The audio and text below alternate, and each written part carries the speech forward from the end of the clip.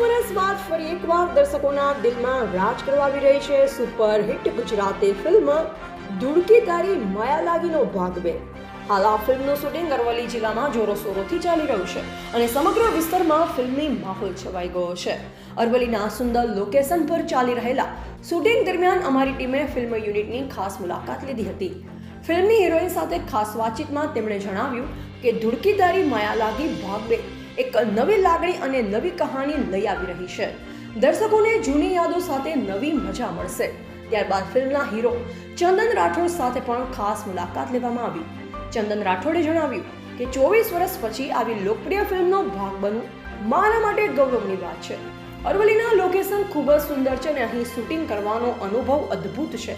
અમારી ટીમે શૂટિંગ ચાલી રહ્યું હતું તે સ્થળની પણ મુલાકાત લીધી જ્યાં ફિલ્મના મહત્વપૂર્ણ દ્રશ્યો ફિલ્માવવામાં આવી રહ્યા હતા। યુનિટના સભ્યો ખૂબ જ ઉત્સાહ સાથે કાર્ય જોવા મળ્યા।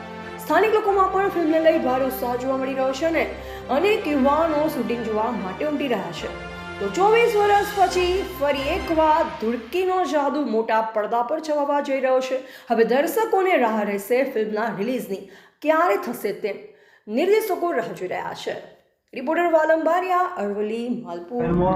ધૂળકી તારી માયા લાગી ફિલ્મનું આજે 25 તારીખે ઓપનિંગ થઈ રહ્યું છે, જેમાં અમારા લખન નિર્માતા મગન મામા વડોદરાથી અને કેશવ રાઠોડ જેને ઘણી ફિલ્મો કરી છે અને આ ફિલ્મના અભિનય કલાકાર એવા ચંદન રાઠોડ, રાની શર્માજી અને જીતુભાઈ પંડ્યા અને આ વિશેષમાં અમારા નિર્માતા બાબુભાઈ ચૌહાણ લીંબોઈથી ઘણા સમય પછી અરવલ્લી જિલ્લાની અંદર ફિલ્મનો ધૂળકી તારી પાર્ટ 2નું નિર્માણ થઈ રહ્યું છે તે બાબતે અને મનુભાઈ ઝાલા, કેમેરામેન અમરભાઈ અને વિશેષમાં અમારા મંજુલા રાઠવા જે અભિનય સમ્રાટ છે અને વિશેષમાં ચંદનજી, રાની શર્મા અને અમારા કલાકારો તમને ઓપનિયમ આપશે।